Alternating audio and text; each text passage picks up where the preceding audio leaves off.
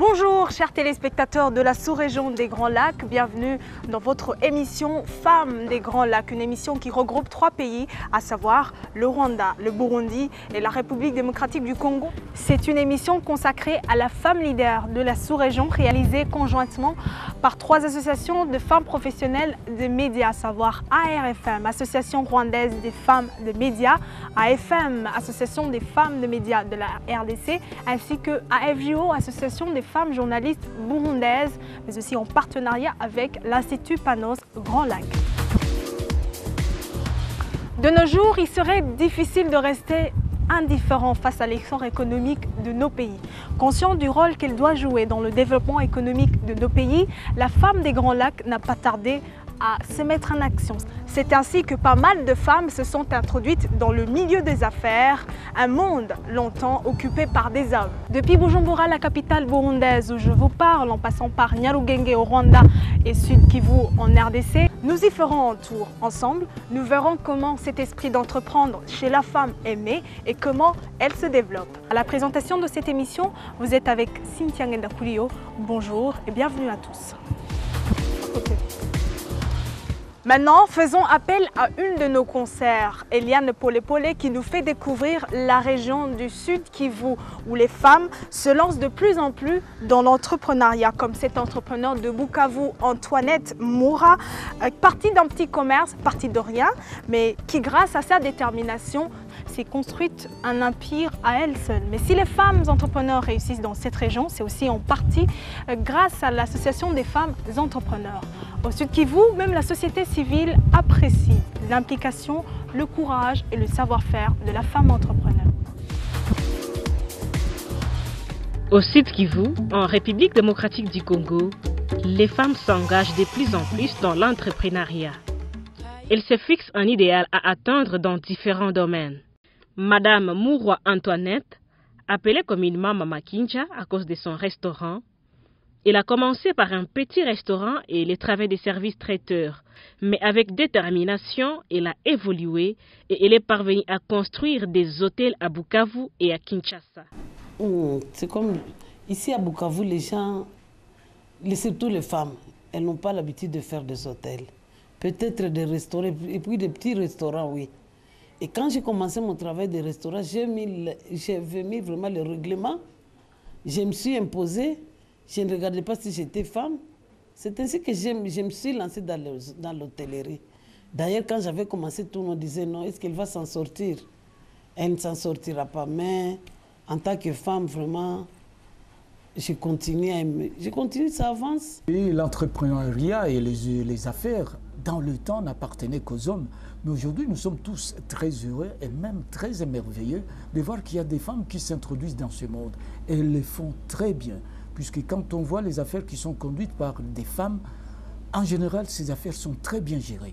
Et surtout, d'une façon particulière, pour celles qui sont à Bukavu, vraiment, ce sont des affaires qui prospèrent. Les femmes faisant les business et même les petits commerces se regroupent dans une association dénommée Femmes entrepreneurs du Sud Kivu. Elles font des réunions, elles se rencontrent de temps en temps pour partager leurs expériences, chacune selon ses activités. Cela leur permet d'émerger et d'avoir une vision dans ce qu'elles font. Avant, on pensait que nous, les femmes démunies, nous ne pouvions pas être en contact avec les femmes qui ont beaucoup d'argent et propriétaires des grandes entreprises. Grâce à notre association Femmes Entrepreneurs, nous trouvons que nous sommes le même. Elles nous donnent des idées pour que nos petites activités puissent progresser. Des femmes, quand elles sont regroupées, elles constituent une synergie, elles fédèrent les énergies et en ce moment-là, elles constituent une sorte de syndicat, une association qui va défendre certainement leurs droits comme femmes d'affaires. Et c'est comme ça que les affaires se font dans le monde. Beaucoup de gens ignorent le travail des femmes entrepreneurs. Ils pensent que cela se limite au commerce ou bien seulement être chef d'entreprise. Dans notre association, c'est plus que cela. Être femme entrepreneur, c'est donner de nouvelles idées à l'association ou dans notre ville, même dans le village où nous travaillons. c'est faire des innovations. Par exemple, moi, je ne vais pas faire seulement l'agriculture et l'élevage. Je vais m'investir aussi dans la production du café. Les femmes, avec tous les atouts qu'elles ont, elles peuvent s'engager dans cet entrepreneuriat, créer des activités qui peuvent leur apporter de l'argent et les aider à subvenir aux besoins de leur famille. Tu vois, il y a une femme qui peut dire que non, moi je ne suis pas motivée, mais quand elle est dans les groupes et avec ce qu'on produit dans les groupes, elle est motivée parce qu'à partir du groupe, elle apprend les nouvelles technologies et avec ces nouvelles technologies, elle les applique chez elle et dans son ménage, dans son foyer, elle trouve à manger et à faire étudier ses enfants. J'ai transformé la farine là en galettes. Il y a tout le monde qui achète la galette. Et ça m'aide moi personnellement à faire scolariser mes enfants, à faire vêtir mes enfants et moi-même et mon mari, à faire tout vraiment les besoins primaires. Vous suivez toujours l'émission Femmes des Grands Lacs, une émission consacrée aux femmes leaders du Rwanda, du Burundi et de la République démocratique du Congo. Partons cette fois-ci au Rwanda, à la découverte d'une femme qui travaille dans le secteur minier, autrefois réservé aux hommes. Vestine Kamugwera, en lançant le projet Indatwa, un projet d'extraction de pierres précieuses, a pu créer de l'emploi, permettant ainsi à un nombre important de ses ouvriers à satisfaire leurs besoins, mais aussi à prendre soin de leur famille. Elle a aussi servi d'exemple pour pas mal de femmes qui hésitent encore dans ce secteur. C'est un portrait signé Marie-Joyeuse Ouassé. Vestine Kamugwera est mariée, mère de 3 enfants. Contrairement au passé, elle vient de mettre sur pied un projet d'extraction des pierres précieuses dans la région de Nyarugenge, au district de Mageragere, un travail autrefois réservé aux hommes.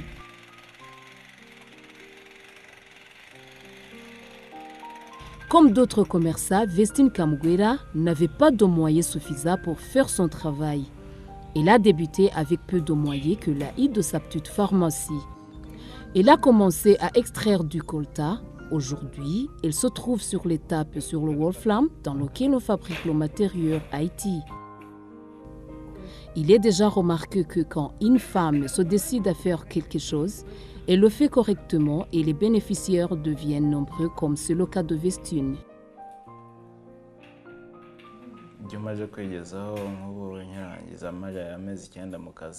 J'ai déjà construit une maison de 28 tôles et une cuisine de 5 tôles pour mes parents parce que c'était mon premier objectif. Mes enfants sont à l'école, ils ont la possibilité de payer la mutuelle, un peu de mots. Je mène facilement ma vie et celle de ma famille. Grâce à cette compagnie, je parviens à alimenter ma maison en électricité sans aucun problème. Je suis parvenue à élever mon petit bétail. J'ai un étudiant à l'université qui est à ma charge et il ne lui manque rien. Franchement, je suis fière et je dois continuer à progresser.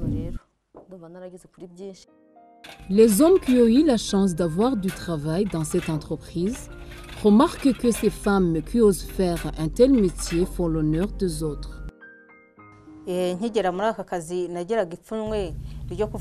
Au début, j'avais peur de cohabiter avec les hommes. Vivre avec beaucoup de gens me faisait peur. Mais petit à petit, je me suis habituée. Vestine m'a beaucoup aidé pour vaincre la peur. Il nous disait de travailler avec les hommes. Ils nous ont donné un coup de main. Pour le moment, je suis à l'aise. Il n'y a aucun problème.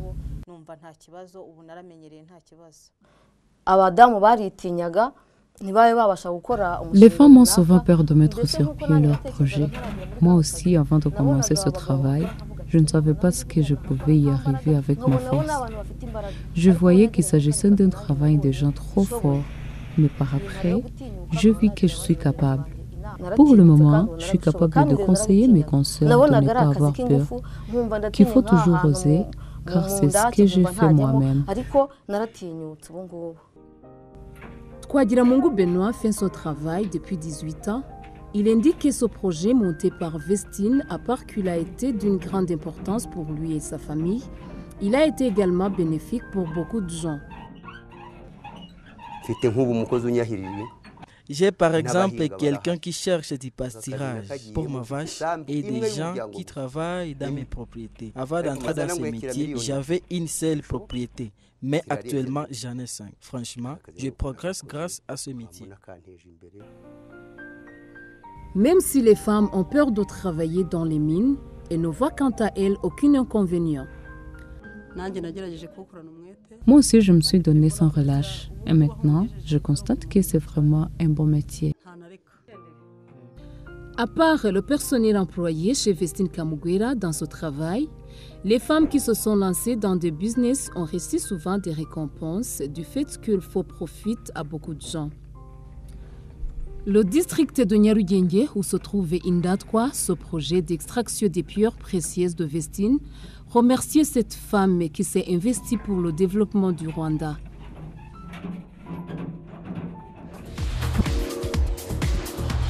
Au Burundi, au moment où le pays traversait une crise, de plus en plus de femmes se sont tournées vers l'économie.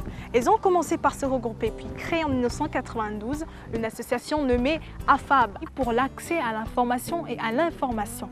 Mais pour pallier à un problème d'accès au crédit, elles ont par la suite créé en 2007 une banque de microfinance WISE spécialement dédiée à la femme. Une action entreprise par ces femmes entrepreneurs qui réussissent et qui émerveillent même au sein de la Chambre fédérale du commerce et de l'industrie. Dans quel esprit est née la FAB? Elle est née autour des années 1992. Ça a été une initiative de femmes qui se sont mises ensemble. Elles étaient conscientes du rôle que la femme doit jouer dans le développement spécialement économique et social du pays. Alors, elles se sont mises ensemble pour réfléchir comment elles peuvent être plus efficaces, comment elles peuvent amener une meilleure contribution de la femme burundaise dans le secteur privé du Burundi. La plupart des femmes, quand vous leur demandez quelle est la plus grande contrainte que vous avez dans l'entrepreneuriat, elles vont toutes te dire c'est l'accès aux finances, l'accès aux finances, l'accès aux finances. Mais ce n'est pas le problème, c'est la façon dont tu prépares ton projet d'abord. Le rôle de la femme au service des femmes entrepreneurs, c'est effectivement leur donner accès à la formation, l'accès à l'information, l'accès dans la communauté en général, dans la vie en général du pays. En nous regroupant ensemble, nous avons plus facilement accès à la formation et ainsi alors nous nous mettons ensemble pour voir comment avoir accès aux finances. Oui, une des choses, par exemple, qui a été un succès et qui a été faite, c'est que après, je crois, à peu près 7 ans, la FAB a commencé à réfléchir sur ce problème d'accès aux finances pour voir comment aider les femmes. Et la FAB a créé une banque de microfinance des femmes qui est la WISE. La mission principale de WISE, c'est de donner du crédit. Mais pour pouvoir donner du crédit, il faut mobiliser des dépôts. Ça veut dire que WISE doit faire l'éducation à l'épargne, surtout à l'endroit des femmes. Alors, on a regroupé les femmes en 3 catégories. Il y a la première catégorie des femmes à la base, qu'on a regroupées dans des groupes de 5 à 10 personnes. On les a donné un produit approprié, le microcrédit solidaire. Il y a la deuxième catégorie des femmes commerçantes au niveau des marchés. Et la dernière catégorie, c'est la catégorie des femmes qui gèrent des petites et moyennes entreprises. À toutes ces femmes, alors, on essaie de donner des produits de crédit spécifiques en termes de crédit, montant du crédit, en termes de période de remboursement, durée, mais aussi en termes de taux d'intérêt aussi. L'entrepreneuriat féminin est une des actions que je dirais qui réussit. Je dois vous dire d'emblée que la Chambre des femmes entrepreneurs au niveau de la Chambre fédérale est l'une des chambres les plus actives. Et quand je le dis, c'est par le nombre de membres qu'elle dispose, mais également aussi par des programmes qu'elle développe elle-même. Nous venons en appui sur des programmes d'ordre maintenant nationaux, d'ordre régionaux et d'ordre internationaux. Il est vrai aussi que quand il s'agit des actions de plaidoirie et que cela demande une certaine main forte, C'est là aussi où la CFCB, Chambre fédérale, intervient pour soutenir la femme entrepreneur. Alors, je dis qu'elle a bien évolué, cette association, par le fait que déjà, elle est, je pense, à sa 10e année d'existence. Et elle est parvenue à créer sa propre microfinance WISE par justement la conscientisation des membres et les femmes elles-mêmes qui ont contribué financièrement pour pouvoir mettre sur pied leur propre microfinance pour leur propre développement. Cela est exceptionnel par ailleurs, parce que je dois aussi le préciser, nous n'avons pas encore eu une autre chambre qui a autant évolué que la chambre fédérale, plutôt transversale de la femme entrepreneur. La femme entrepreneur du Burundi, c'est une femme courageuse, ça il faut le dire. Les débuts n'ont pas été faciles. Moi, je dirais que l'entrepreneuriat féminin comme tel a débuté autour des années 1990-92, au moment où le Burundi entrait en crise, où c'était difficile. Là, on a vu une masse féminine qui s'est lancée dans l'entrepreneuriat, spécialement dans le commerce. Je crois que l'on se défend aussi sur le plan régional. Parce que la preuve, nous recevons beaucoup de compliments quant à l'organisation de l'association des femmes entrepreneurs. Beaucoup de nos réalisations sont citées au cours de ces forums comme modèle, spécialement la mise sur pied de la microfinance WISE est devenue un success story, un cas d'exemple qui est cité, qui est enseigné pour que les autres femmes prennent ce modèle-là. Donc la femme entrepreneur, nous n'avons pas un très grand parcours, mais nous nous défendons quand même. Je peux vous donner l'exemple. Un jour, je visitais les femmes de Bujumbura rural, exactement à Isale. C'était des femmes qui avaient un petit capital, disons, elles étaient à un chiffre d'affaires d'1 million. Mais elles avaient l'ambition d'acheter la camionnette Fuso au bout de 2 ans. Et elles nous disaient, Madame, le rythme de travail que nous avons, on vous promet que dans 2 ans, on aura des Fuso. C'était en 2012, au début de l'année. Mais malheureusement, la situation n'a pas permis cela. Voilà la satisfaction que nous avons. Maintenant, sensibiliser la femme, c'est plus difficile.